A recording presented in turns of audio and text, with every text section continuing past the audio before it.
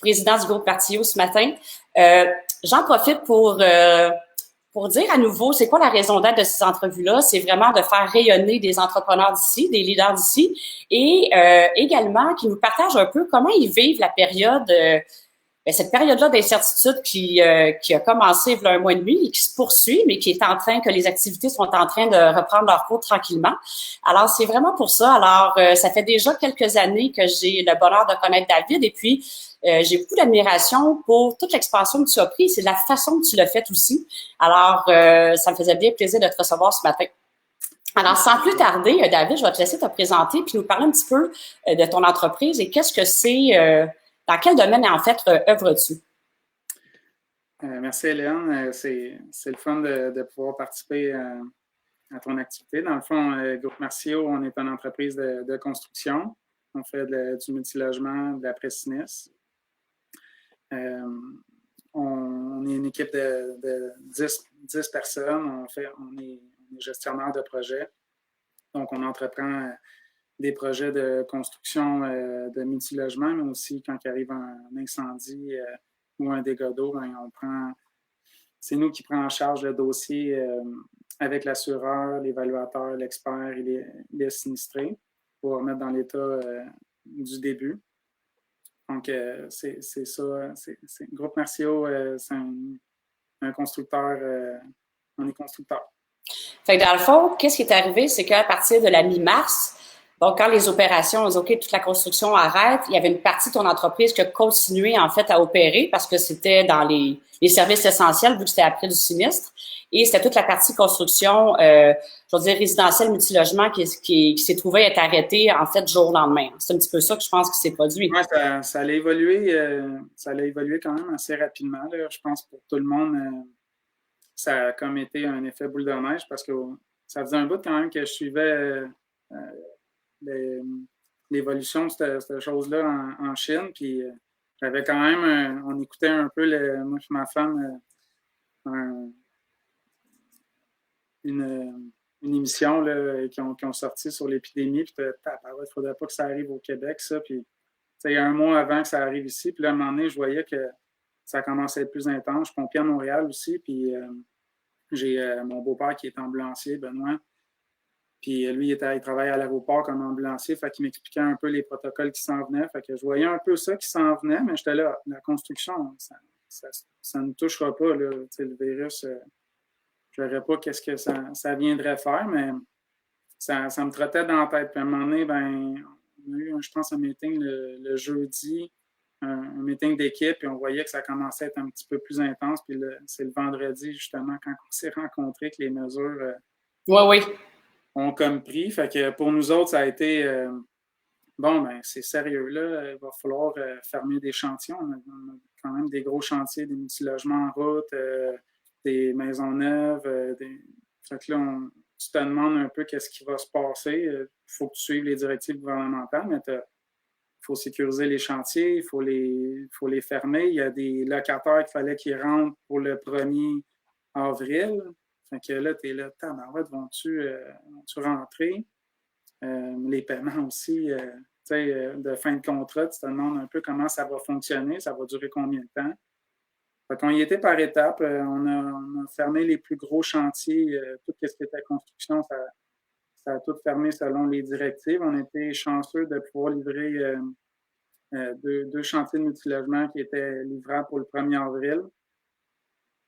Donc, les gens, ils ont rentré le 1er avril, ils ont rentré dans leur bâtiment. Puis après ça, on s'est dit, c'est pas pire, on va pouvoir continuer toute la section d'après-sinistre. On va pouvoir continuer à servir les gens, nos assureurs.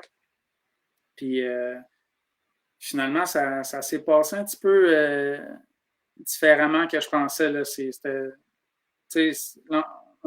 L'entreprise, dans le fond, on a fait des urgences, mais les gens, ils ont peur. Là. Tout le monde avait peur que tu t'en ailles chez eux, même autant mes employés, de venir... de venir au travail? D'aller... on est habitué de porter des équipements pour tout ce qui est moisissure, tout ce qui est contamination par le feu. sont habitués de ça, mais les gens ont peur, toi, t'as peur.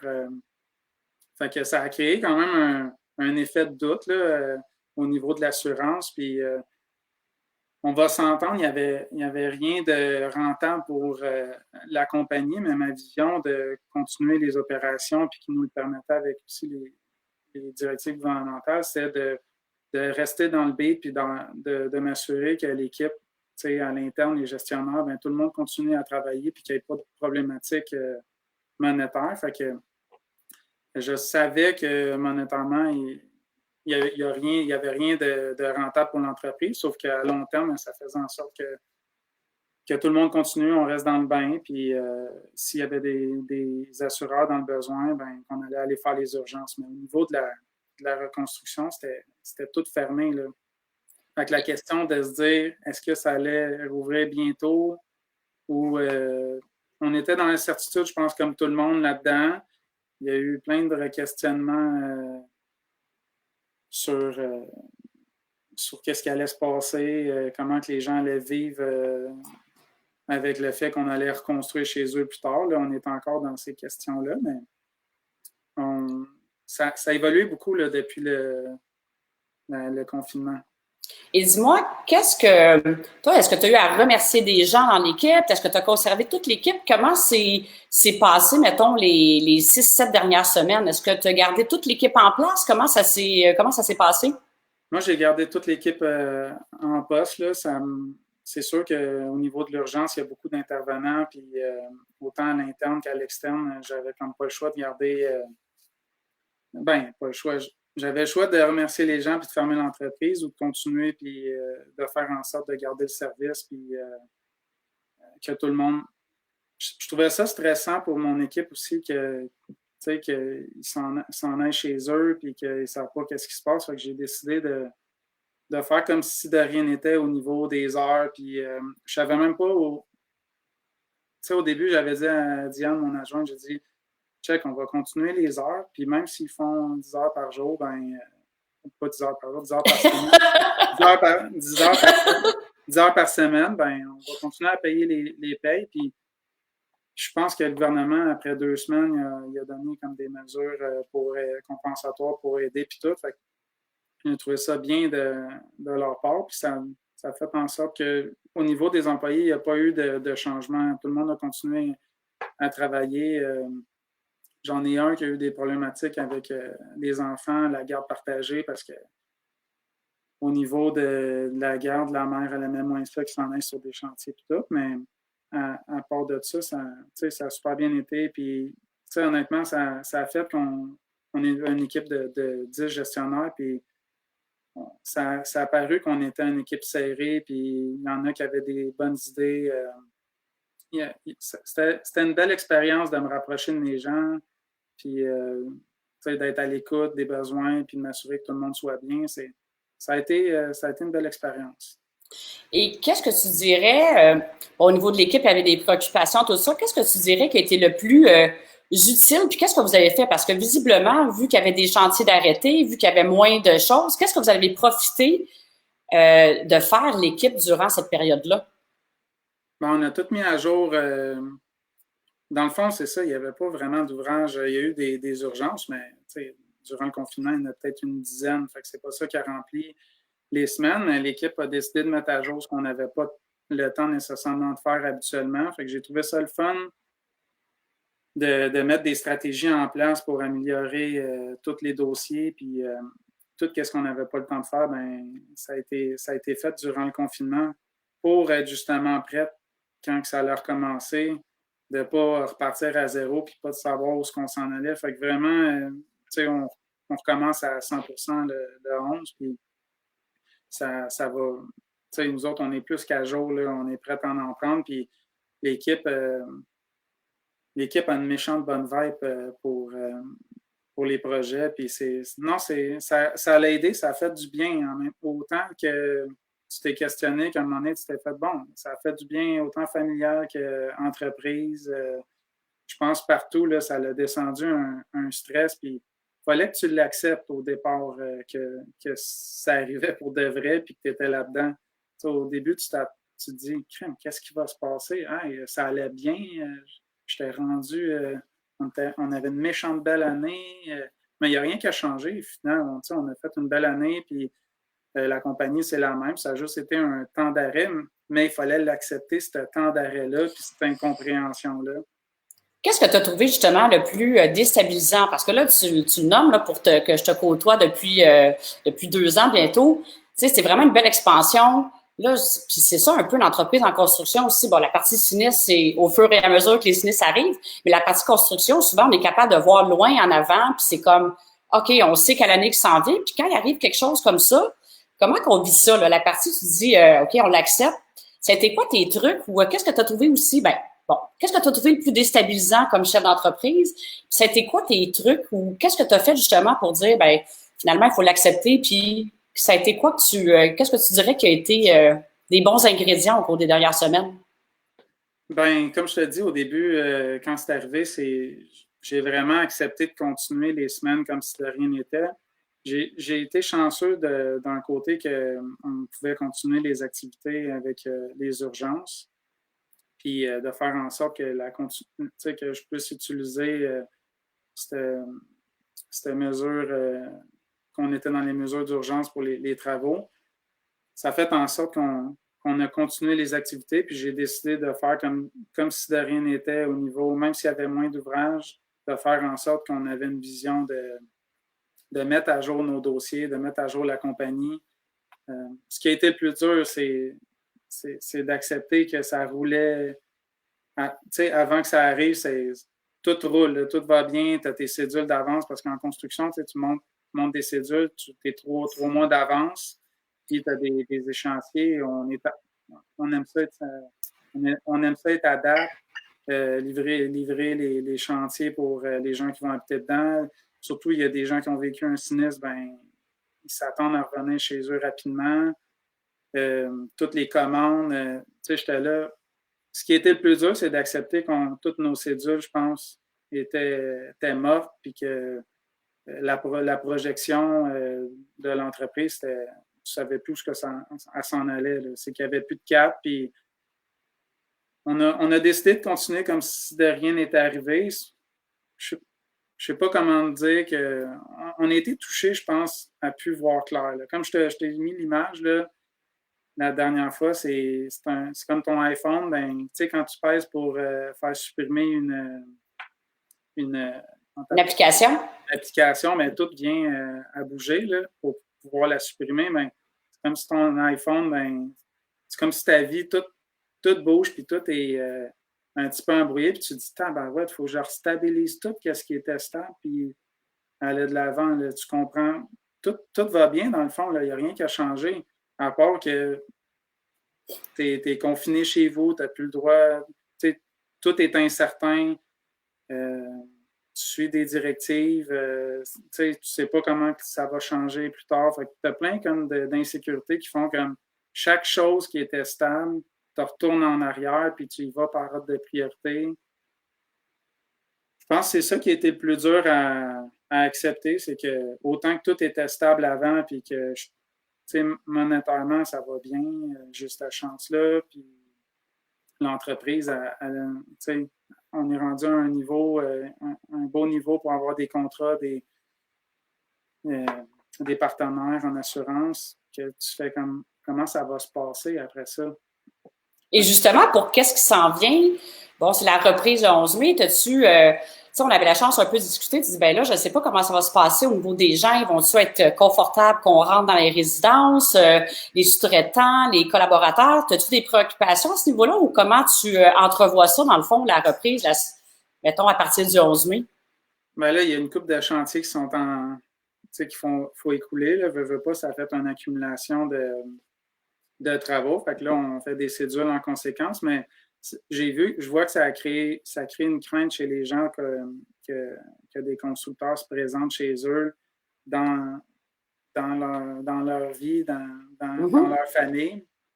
Fait que je vois que ça va changer à court terme ou à long terme la peur des gens que d'autres mondes viennent chez eux parce que veut pas aussi il y a beaucoup de mesures CSST qu'il faut être protégé, il faut protéger les autres, les distances, les masques, les lunettes. Ça fait en sorte que ça fait une crainte pour les gens de dire, crème, je fais-tu mes travaux là ou je les fais plus tard ou je les fais-tu juste pas? Fait que tu te demandes si ça va. Tu sais, t'as beau avoir une trentaine de dossiers en avance ou en attente que tu te dis, hey, ces dossiers-là vont-tu durer 1 mois ou vont durer 5 mois? Tu sais, je veux pas, la rentabilité n'est pas la même pour un chantier d'1 mois à 5 mois, puis tu peux comprendre les gens qui ont une peur là, que tu arrives chez eux et il n'y a rien de ça. Il n'y a comme pas de vaccin. Le gouvernement décide de faire le déconfinement en ce moment. Fait qu'on arrive comme on est des cobayes un peu tout le monde là-dedans.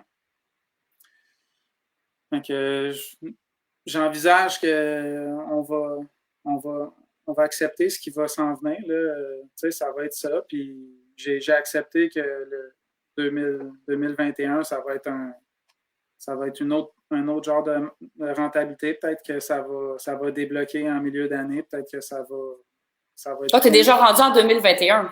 Ouais. 2020. Puis, dis-moi, OK, c'est comme vraiment une partie de dire, ben écoute, ça donne rien à un moment donné, c'est comme on continue puis on accueille au fur et à mesure qu'est-ce qui se passe. Mais là, on a parlé des préoccupations puis de dire, OK, c'est peut-être pas les mêmes projections, mais y a-tu des parties de justement de ces semaines-là que tu as trouvé que c'est inspirant ou est-ce que tu vois des opportunités pour la suite? Tu sais, on a un petit peu l'emphase que oui, il y a des contraintes, il y a des choses qui sont différentes, mais est-ce qu'il y a des choses est-ce que tu ressens qu'il y a des opportunités qui s'en viennent? Y a-t-il des choses qui t'ont inspiré au cours de cette période-là? Ben, j'ai profité de ce temps-là pour, tu sais, veux pas, on construit pour des investisseurs, puis le but de l'entreprise, c'est de commencer à construire pour nous autres directement, de faire nos propres projets. Fait que durant le confinement, on était assez actifs pour trouver des opportunités. On a trouvé des terrains pour construire des résidences 55 ans et plus. Donc, on est déjà en train de faire la projection de gros multilogements pour l'entreprise que habituellement je n'avais pas le temps de faire, puis on était dans le jeu de faire des projets pour les autres. Donc, on a pris ce temps-là pour développer un terrain qui donne plusieurs portes pour l'entreprise. C'est un projet qui risque de démarrer en septembre prochain. Donc, ça n'aurait pas démarré aussi rapidement, peut-être. Ça n'avait pas été de cette période-là. C'était pas comme un projet qui était prioritaire. Non, exact. J'aurais jamais eu le temps de faire ça. Là. Habituellement, les projets nous arrivent. On a la chance qu'on nous réfère des gens, on nous réfère des gros projets, puis on est tout le temps loadé, on a tout le temps un bon calendrier de rempli. Mais là, avec ce temps mort-là, on l'a utilisé pour faire ce qu'on voulait faire peut-être dans 1 an ou dans 2 ans. On l'a comme fait tout de suite. Ça risque au printemps de l'année prochaine, on va construire pour nous 2 gros bâtiments qu'on aurait peut-être fait dans 1 an, 2 ans ou même plus. Là, on ne sait pas. On a pris la peine. C'est quelque chose que je suis content qu'on ait fait. Ça motive l'équipe. Ça donne un sens à l'entreprise. Les gens vont pouvoir participer aussi. Je veux faire comme un fonds de pension dans l'entreprise, à ce que les gens puissent participer et bénéficier de ces bâtiments-là. Je trouve ça le fun que rapidement, on va pouvoir le réaliser. On va pouvoir réaliser ça. Parce que ça, là, peut-être, t'en parles pas beaucoup, mais étant donné que je te connais, ça fait vraiment partie de la culture d'entreprise, en fait, toi, de le fait de dire, ben l'entreprise va bien, puis j'ai le goût d'en faire bénéficier les gens qui sont autour de moi. Je pense que ça fait partie aussi des valeurs que en fait, la culture comme telle que tu dis, bon, ben l'équipe est là, puis je veux aussi faire en sorte qu'il y ait des projets porteurs. Est-ce que tu dirais que cette période-là, justement, ça a été comme une rampe de lancement pour ça, reconnecter encore plus avec l'équipe, ou tu dirais-tu que ça l'a comme mettre un petit peu peut-être un fast-forward là-dessus? Ou Avec toi, cette année, ça a fait en sorte qu'on a reconnecté beaucoup, là, déjà. Mais je peux te dire, c'est sûr que ça, en ce moment, on voit tout un petit peu embrouillé, je pense. Mais avec du recul, dans sûrement peut-être 1, 2 ou 3 mois, c'est sûr que timing-là qu'on a pris, ça va avoir sûrement élevé à un autre niveau l'entreprise. En ce moment, de la misère à le verbaliser, à le dire, mais il y a eu beaucoup de choses qui se sont passées pendant ce temps mort-là. Puis il y a beaucoup de choses qui ont avancé, sauf c'était une étape que je ne suis pas habitué de faire, comme développer un bâtiment. Pour moi, je ne l'ai jamais fait. Fait que je suis en plein dedans, puis on met beaucoup d'énergie là-dedans. Il y a un peu de crainte.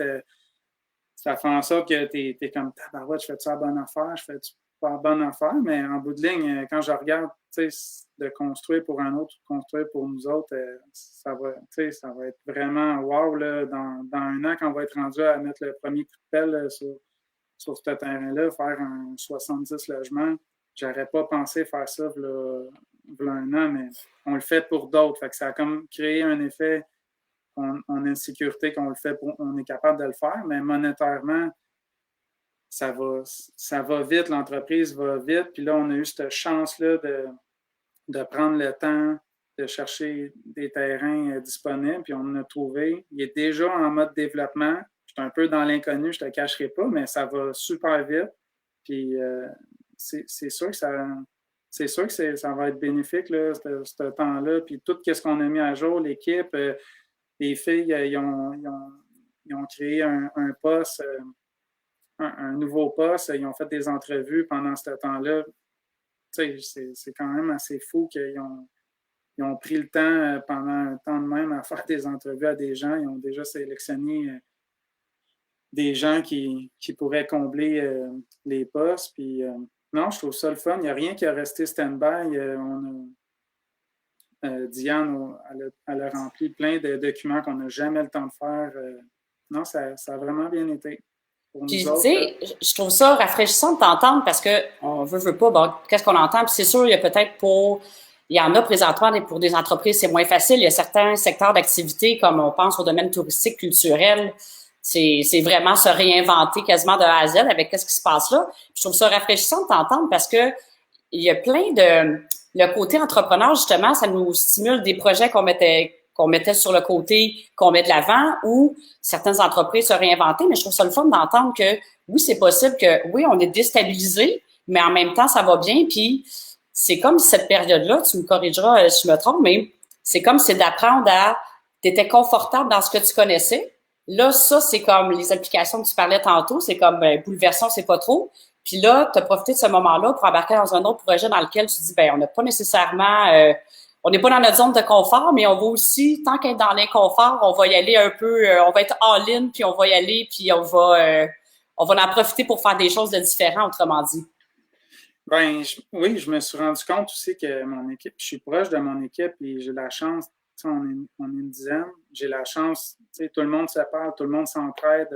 J'ai vu qu'on est, je le savais déjà, mais dans un moment de même, tu ne penses pas que ça va t'arriver dans ta vie, personne n'aurait pensé ça. Puis c'est impressionnant, la force de l'équipe. Tout seul, j'aurais eu de la misère à peut-être passer à travers ça m'aurait peut-être stressé plus d'être tout seul dans un moment de même. Puis avec l'équipe alentour, la vibe qu'il y avait, ça a vraiment donné plein de belles idées qui sont sorties de là aussi. Non, ça a bien été. Je sais que pour des gens, ça a été plus difficile, puis surtout d'être tout seul dans l'entreprise, puis avoir moins de vision. Ça brise la vision, un événement de même. On ne se le cachera pas.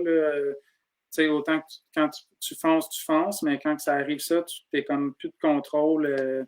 Faut que tu te laisses aller. Il faut que tu acceptes et que tu restabilises le tout. Puis je pense que c'est pas évident, mais quand tu es entouré de bonnes personnes, ça l'aide à respirer là-dedans puis à t'ajuster puis à accepter ça. Puis dirais-tu que l'équipe aussi, entre eux, autant tu dis, moi, l'équipe, ça m'a porté le fait qu'il y ait qu'il y ait un bon feeling, une belle ambiance à l'équipe. Tu dirais-tu que pour eux autres aussi, ça a été important, cet effet-là de groupe, d'équipe, que les liens sont si serrés pour passer à travers cette période-là, parce qu'eux autres aussi avaient des préoccupations, là. Oui, tu sais, surtout le fait que j'ai comme rien changé à l'interne. Les payes j'ai eu la chance de garder les payes pareilles. qu'il y ait une certaine... J'ai gardé une stabilité pour eux autres et je me suis assuré qu'ils soient bien. Je pense que ça les a aidés à passer à travers ça. Puis, c'est d'être à l'écoute. C'est dans ces moments-là qu'il faut être le plus à l'écoute possible. Tu sais, veux pas, il y en a qui ont des enfants, il fallait qu'ils restent chez eux. Tu sais, tout le monde restait à la maison, puis c'est comme ça. Là. Même encore là, il y en a qui veulent pas envoyer leurs enfants à la garderie, puis il va y avoir plein de mesures ou de l'adaptation là, dans les prochaines semaines, puis il va falloir être à l'écoute des besoins de chacun pour que ça fonctionne. Si tu es fermé à cette nouveauté-là, ça va peut-être être un petit peu plus dur à passer à travers. Si tu as une ouverture et tu as une compréhension des besoins de tout le monde, il faut penser en équipe. Là. Chacun a son stress, puis chacun ses stress familiaux, stress à la job, monétaire. Il faut quand même avoir une ouverture d'esprit puis penser en équipe. Là. De toute façon, je ne suis pas tout seul. L'entreprise est poussée par mon équipe. C'est tout le monde ensemble. Groupe Martiaux, c'est tous les gens. C'est tous les gens qui travaillent chez nous qui ont fait en sorte d'avoir une belle réputation et un bon service. Et est-ce que tu ressens ça, que ce côté-là, collaboration, d'être à l'écoute, est-ce que tu as eu assez de contact avec des collaborateurs, des fournisseurs, des sous-traitants pour sentir qu'il va y avoir une ouverture de ce côté-là aussi au niveau de plus être dans une énergie, ben on est là pour s'entraider, on n'est pas là pour tu sais, on est tous en adaptation, on est tous comme dans le même bateau, en quelque sorte. Est-ce que tu ressens ça auprès des collaborateurs avec qui tu travailles, qui va avoir ce désir-là d'être à l'écoute l'un et de l'autre, de qu'est-ce qui se passe dans chacune de nos entreprises? Ça, je pense que tu as exploré. Je pense que tu as exploré. Pour l'instant, ça, c'est une affaire qui est un peu embrouillée pour moi de savoir comment que mes fournisseurs, comment que les sous-traitants vont gérer la situation sur les chantiers. La collaboration, j'ai tout le temps une belle collaboration avec ma sous-traitance ou mes partenaires. Mais c'est quelque chose qui est à voir là, prochainement sur les chantiers. Ça change des gens. Là, veux pas, il y en a qui sont dans des situations différentes. Puis, je pense que chacun va vivre ça différemment. Là. Ça va être, on touche à beaucoup de corps de métier dans la construction. Et autant qu'il y en a qui vont avoir de la misère à faire garder, mettons, leurs enfants, que ça va faire en sorte qu'il va y avoir moins de gens sur les chantiers. Les coûts monétaires aussi, juste les normes de la CSST, ça va monter les coûts des chantiers nécessairement, tous les temps que ça va occasionner. Puis c'est normal. C'est normal que c'est à faire, mais il va y avoir beaucoup d'adaptations à faire puis d'accommodement. Je pense que ça va prendre une ouverture d'esprit. On va prendre une grande ouverture d'esprit de tout le monde pour que ça fonctionne je parle dans mon domaine, mais ça doit se refléter partout. Là. Il va y avoir le monde va changer, ça c'est sûr. Là. Alors, qu'est-ce que tu penses que, mettons, dans les bonnes pratiques, ou qu'est-ce qui va être, je vais dire déjà un peu, l'héritage de qu'est-ce qui se passe là? Comment tu ressens ça, ou qu'est-ce que toi, tu as l'intention de faire, justement, dans le domaine de la construction, avec qu'est-ce qui s'en vient, compte tenu de qu'est-ce qui s'est passé?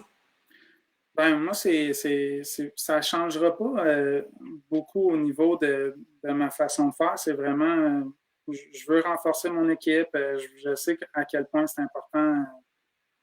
Tu sais, c'est avec mon équipe que j'aime travailler. Fait que je vais la renforcer, je vais la protéger, je vais faire en sorte qu'ils soient heureux, je vais être à l'écoute. J'ai vu dans ces moments-là que c'est ça qui a porté fruit, puis que même autant que ça leur a fait du bien, que moi, ça m'a fait du bien. On s'est tenu fort, puis c'est ça qui va nous emmener à un autre niveau là, ou qui va faire en sorte qu'on va tous s'épanouir dans ce qu'on fait.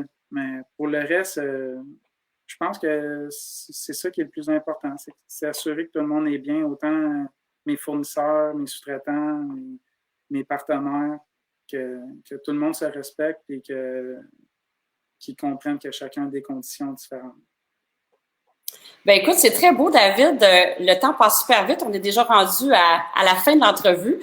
Je ne sais pas si vous voulez quelque chose, tu voulais ajouter quelque chose pour le mot de la fin, mais je pense que c'est ressorti assez fort que l'importance, les liens qu'il y avait déjà avec l'équipe, c'est ça qui fait la différence dans des périodes comme celle-là, qui fait en sorte que finalement, tu as passé avec ça, tu passes dans la période avec assez de fluidité finalement parce que tu es comme là pour l'équipe est là pour toi. Puis c'est comme, ben, on fait chaque petit pas ensemble, puis on voit comment on s'ajuste dans tout ça. Oui, c'est exactement ça. Bien, je te remercie infiniment, David, d'avoir pris ce temps-là un samedi matin. Et puis, bonne continuité d'expansion et de fluidité dans qu'est-ce qui s'en vient. Un grand merci. Et pour ceux qui sont avec nous, ben, je vous invite mardi prochain. J'aurai la chance et le bonheur de recevoir Sophie Latrelle d'Hydrométéo. Mardi prochain, 11 heures. Alors, je souhaite à tout le monde un bon samedi et profiter de la magnifique journée ensoleillée qui s'offre à nous. Alors, bonjour tout le monde. Bye.